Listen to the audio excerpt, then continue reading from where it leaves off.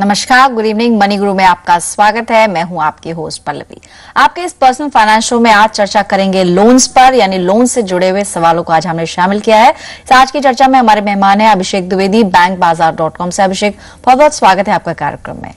साथ ही एक बार नजर डालता है शो में क्या खास रहेगा। काफी सारे सवाल इनफैक्ट आज होम लोन से जुड़े हुए आए हैं। अगर हम नजर डालें ऑन द शो पे तो होम लोन एलिजिबिलिटी के बारे में जानेंगे एक्सपर्ट से, और साथ ही पर्सनल लोन अगर आप लेना चाहते हैं क्या कुछ डॉक्यूमेंट्स आपको उसके लिए चाहिए होंगे, साथ ही एग्जैक्टली किन चीजों का ध्यान आपको रखना चाहिए वो भी जानेंगे अभिषेक से।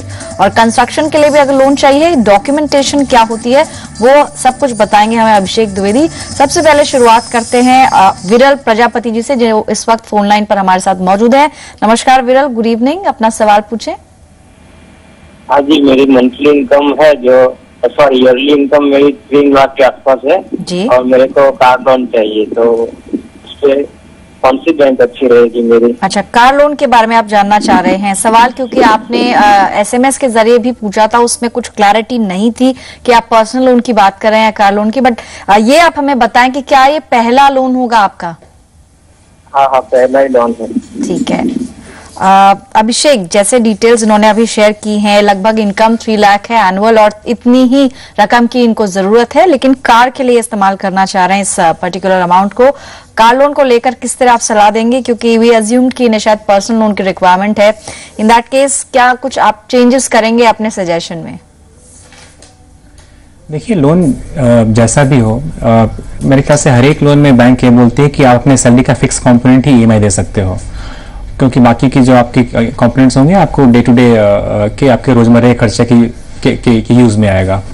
और टिपिकली चाहे वो होम लोन हो या फिर कोई कार लोन हो या फिर पर्सनल लोन हो, बैंक से बोलती है कि जो भी आपकी सैलरी मिल रही है आपको हर एक मंथ, उसका करीब 40 से 50% आप ईएमआई दे सकते हो लोन की। जैसा कि उन्होंने बताया कि उन्होंने अभी तक कोई भी लोन नहीं लिया है, तो जो भी इनकी मंथली ईएमआई आ रही है, जो भी इनका इनकम है उसका अराउंड 40 to 50% ईएमआई दे सकते हैं।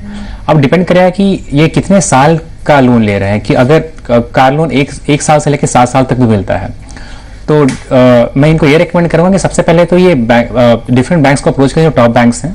ये बैंक बाजार की वेबसाइट पे जाएं, वहां पे अपनी प्रोफाइल देखें, और फिर इनको जितने भी टॉप बैंक्स हैं, एचडीएफसी बैंक हो गया, आईसीआईसीआई बैंक हो गया, एक्सिस बैंक हो गया, या फिर और भी जितने एसबीआई है, ये सारे बैंक से देखें कि कितने टेन्योर के लिए लोन लेना चाहते हैं, और हर एक बैंक से क्या क्या इनको रेट मिलते हैं। और इसके अलावा भी कई सारी चीजें होती हैं, जैसे प्री क्लोजर फी होता है कि अगर इनके पास इंक्रीमेंट अगर इनको 1 साल बाद हो गया, मान लीजिए इन्हें 5 साल का लोन लिया, इनको दो साल बाद 1 साल के बाद इनकी सैलरी बढ़ गई और इनके पास कहीं से कैश आ गया और चाहते हैं कि प्रीपे कर दें।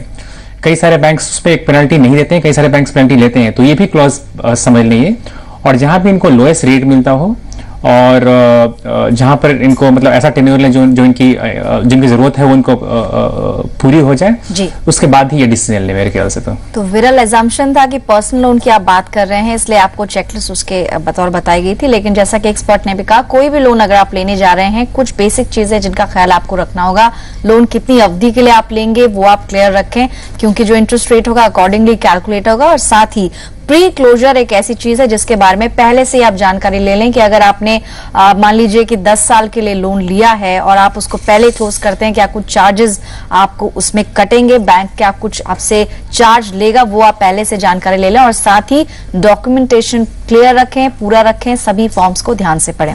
एक ईमेल शामिल करें अभिजीत पाठक जी का, इंदौर से इन्होंने सवाल भेजा है। जैसा इन्होंने बताया, एनुअल पैकेज 2.6, यानी कि लगभग जो अभी सैलरी आती है 21,000 के आसपास आती है, लेकिन इन्होंने बताया था मेल में कि एक्सपेक्ट करें शायद हाइक हो जाए और 25,000 तक इनकी सैलरी हो जाए। अगर करंट इनके प्रोफाइल की बात करें, ऑलरेडी एक इनका लोन चल रहा है पर्सनल लोन एचडीएफसी बैंक से, जिसकी ईएमआई अराउंड 3247 है, यानी 3,000 के आसपास एक ईएमआई ऑलरेडी दे रहे हैं। ऐसे में एक और लोन अगर इनको लेना हो, क्या कुछ कैलकुलेशन रहेगी? और यही इन्होंने जानना चाहा है कि ऑलरेडी मेरी ईएमआई 3247 है, अगर मैं 12 साल के लिए एक 16 से 18 लाख के लोन के लिए अप्लाई करता हूं, एलिजिबिलिटी क्राइटेरिया क्या है और मुझे कितना लोन मिल पाएगा? अभिषेक बताएं। देखिए, टिपिकली क्या होता है कि जब भी अगर आप होम लोन के लिए अप्लाई करते हो और अगर आप 20 साल का टेन्योर लेते हो, मुझे पता है कि इस केस में उन्होंने 12 साल का बोला है, लेकिन अगर मान लीजिए आपने 20 साल का टेन्योर लिया हो, तो उस केस में हर 1 लाख के लिए आपको जो ईएमआई होती है नॉर्मली 1,000 की होती है। और मैं इनको रेकमेंड भी करूँगा कि अगर इनके पास अगर ये 12 साल में भी चुकता कर सकते हैं, तब भी मैं इनको रिकमेंड कराऊं कि ये 20 साल का लें या फिर ज्यादा का लें, क्योंकि मोस्ट ऑफली फ्लोटिंग ही लेंगे, अगर फ्लोटिंग लेते हैं तो अगर इनके पास प्रीपे भी करें तो उस प्रीपे में कोई पेनल्टी नहीं होती है। तो ये चाहे तो ये ज्यादा ईएमआई दे सकते हैं, एक से ज्यादा ईएमआई, ये चाहे तो पूरा लोन ही पहले क्लोज कर सकते हैं। तो मैं इनको सबसे रिकमेंड करूंगा कि ये लंबी अवधि का लोन लें। दूसरी बात यह है कि मैं जब अगर इनका पर्सनल ऑडिट चल रहा है उसके साथ एक क्लब करना इनकी शायद थोड़ी सी प्रॉब्लम हो जाएगी।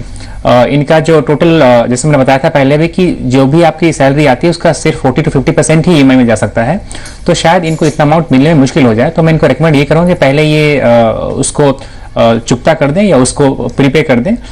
दूसरा रास्ता ये भी हो सकता है कि ये किसी को एज ए को एप्लीकेंट लगा लें, और को एप्लीकेंट के फैमिली मेंबर्स होते हैं जिनको जो खुद अर्निंग है, उस केस में क्या होगा कि इनकी इनकम कमाई रहेगी और इनकी एलिजिबिलिटी बढ़ जाएगी उस केस में। तो ये 2-3 चीजों का ध्यान मेरे ख्याल से रखना चाहिए इनको। जी, तो अभिजीत यहाँ पर कैलकुलेशन इस तरह से हुई है कि आपकी जो करंट सैलरी है, अगर आप 21,000 के हिसाब से भी देखें तो भी आपकी करंट ईएमआई देने के बाद लगभग सैलरी आपकी 17,000 के आसपास बचती है। ऐसे में अगर आप ईएमआई और चुका सकते हैं तो लगभग 7,000 की ईएमआई आप और दे पाएंगे। अगर आपकी सैलरी हाइक भी होती है तो भी आपके पास 8,000 से ज्यादा का स्कोप नहीं है। ऐसे में 2 ही ऑप्शंस हैं, या तो आप कम रकम का लोन लें या फिर अपना पर्सनल लोन आप पहले सेटल कर लें, उसके बाद नेक्स्ट लोन की तरफ आप आगे बढ़ें। चलिए, क्या एलिजिबिलिटी की बात हुई, लेकिन एक बार फिर से दर्शकों को बताएं किस तरह सवाल भेज सकते हैं आप हमें ईमेल या एसएमएस के जरिए moniguru@zmedia.slgroup.com या फिर एसएमएस करें कर्ज और स्पेस देकर अपना सवाल भेजें 57575 पर। जल्द लौट रहे हैं।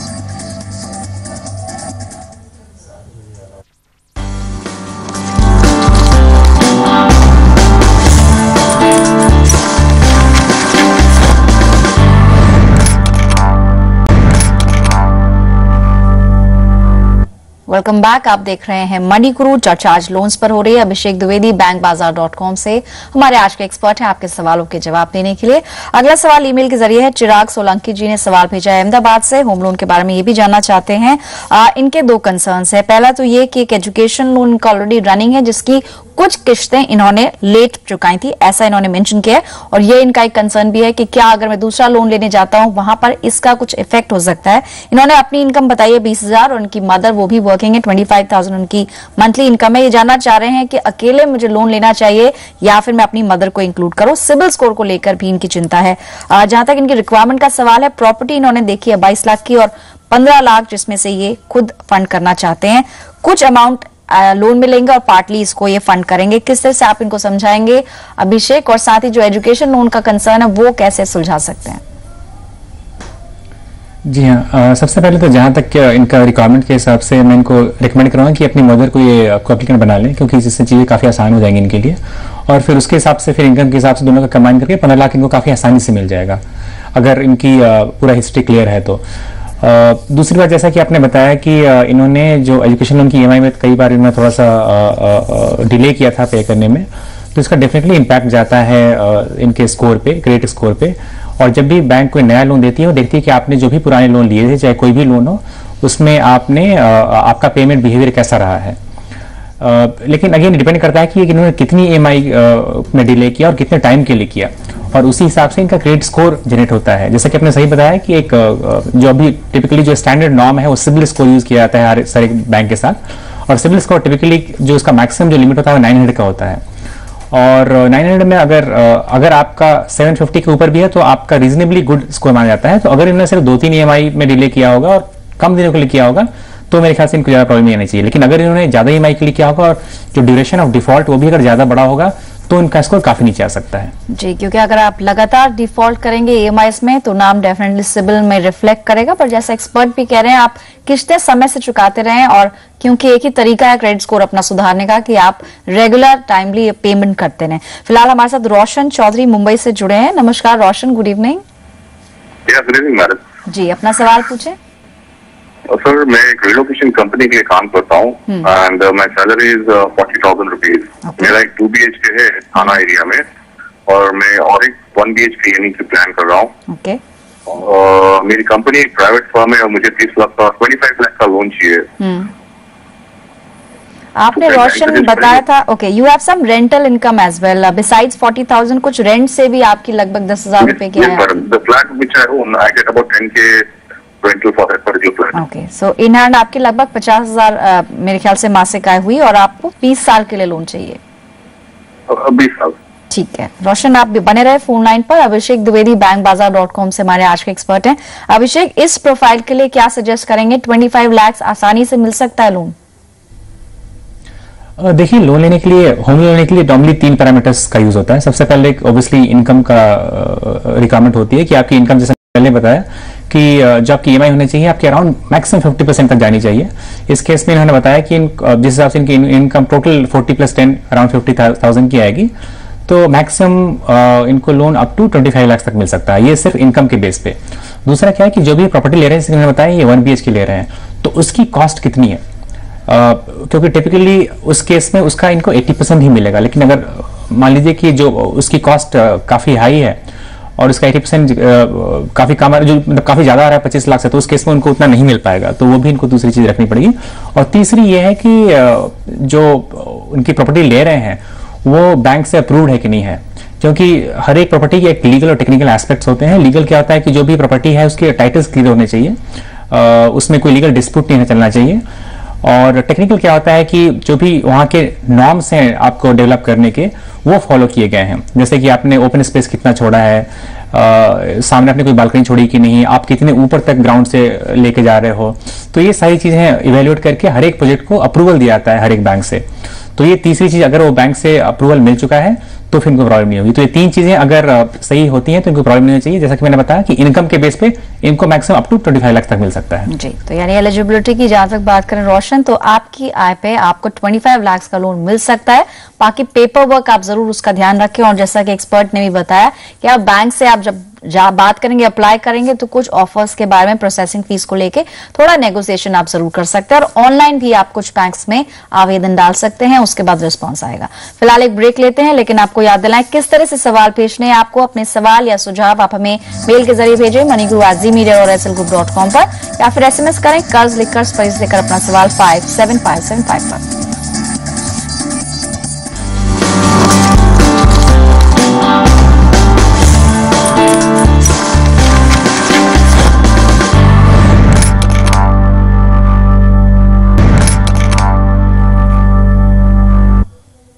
Welcome back. आप देख रहे हैं मनी गुरु, चर्चा लोन्स पर। अभिषेक द्विवेदी आज के एक्सपर्ट, लोन पर आपके सवालों के जवाब देने के लिए। अगला सवाल विकास जैन का है। सवाल उन्होंने मेल के जरिए भेजा है शाहजहांपुर से, और जैसा कि उन्होंने बताया, एक प्लॉट इन्होंने खरीदा है, लगभग 18 लाख इसकी कॉस्ट है। बरेली में ये प्लॉट है। जो मेन कंसर्न है इनका वो इसकी ऑथराइजेशन को लेकर। इन्होंने बताया कि बरेली डेवलपमेंट अथॉरिटी, यानी BDA से ये अप्रूव तो नहीं है, लेकिन बरेली के अंदर ये प्लॉट है, और अब इस प्लॉट पर ये कंस्ट्रक्शन करना चाह रहे हैं। अभिषेक, क्या आसानी से लोन मिलेगा या इनको प्रॉब्लम्स फेस करनी होंगी? जो रिक्वायरमेंट है लगभग 15 लाख की है शायद, या इन्होंने जो अनुमानित लागत है वो निकाल ली है एक आर्किटेक्ट से मिलकर, लेकिन आगे अब डॉक्यूमेंटेशन क्या है, और इस तरह के प्लॉट्स पर क्या आसानी से इनको बैंक या कोई और इंस्टीट्यूशन से लोन मिल सकता है? देखिए, अगर जिन्होंने खुद ही बताया कि इनकी बरेली डेवलपमेंट अथॉरिटी से अप्रूव नहीं है, तो उस केस में डेफिनेटली ये इनके लिए माइनस पॉइंट है, तो लोन मिलने में इनको मुश्किल होगी। टिपिकली जब भी आप कोई कंस्ट्रक्शन लोन लेते हो तो तो ऑब्वियसली लैंड या फिर लैंड प्लस कंस्ट्रक्शन लेते हो, तो उसमें कुछ डॉक्यूमेंट्स आपके पास होनी चाहिए, और अगर आपका अप्रूव नहीं है तो वो डॉक्यूमेंट्स आपके पास होंगे नहीं। सबसे पहला डॉक्यूमेंट क्या होता है कि एक डिस्ट्रिक्ट कलेक्टर से आपका सर्टिफिकेट मिलता है कि आपका जो लैंड है this is fit for residential use. So ये पहला सर्टिफिकेट होता है। दूसरा क्या होता है कि हर एक सिटी में एक प्रॉपर्टी रजिस्टर मेंटेन करते हैं, और उसमें आपके नाम में वो जो प्लॉट है या वो आपके नाम में अंकित रहता है, तो वो उसका भी रिकॉर्ड होना चाहिए इनके पास। तीसरा क्या है कि उस प्रॉपर्टी के अगेंस्ट इनको टैक्स हमेशा पे करना चाहिए, और उसके रिसीट्स होने चाहिए। नाउ टिपिकली रजिस्टर में नाम और जो रिसीट्स पे तभी होते हैं जब लोकल डेवलपमेंट अथॉरिटी के रजिस्टर में नाम होता है। तो मैं ये अज्यूम कर रहा हूँ, क्योंकि इन्होंने बताया कि अप्रूव नहीं है, तो ये सारी चीजें इनके पास नहीं होंगी, लेकिन ये डॉक्यूमेंट इनको चाहिए होगा, क्योंकि जब तक ये डॉक्यूमेंट को नहीं चाहिए होगा इसलिए इनको शायद मुश्किल हो सकती है। तो यानी ये सारे डॉक्यूमेंटेशन आपने ध्यान से सुनी होंगे जो अभिषेक ने बताया, क्योंकि प्लॉट BDA से अप्रूव नहीं है, इसलिए शायद पेपर वर्क इसमें ज्यादा हो सकता है। चलिए, फिलहाल इतने ही सवाल आज हम शामिल करेंगे। अभिषेक, आपका बहुत बहुत शुक्रिया जी बिजनेस को अपना कीमती समय देने के लिए। और अपने दर्शकों को हम बता दें कि आज चर्चा हमने की है लोन्स पर, लेकिन कल शाम 6:30 बजे यानी कि बुधवार के दिन इंश्योरेंस पर हम बातचीत करते हैं। इंश्योरेंस से जुड़े हुए सवालों को हम शामिल करेंगे। थर्सडे प्रॉपर्टी के नाम रहेगा मनी गुरु। आप मनी गुरु में अपने प्रॉपर्टी से जुड़े हुए सवाल भेज सकते हैं और शुक्रवार को हमारी खास पेशकश होती है विमेन स्पेशल, उसे आप देखना ना भूलें।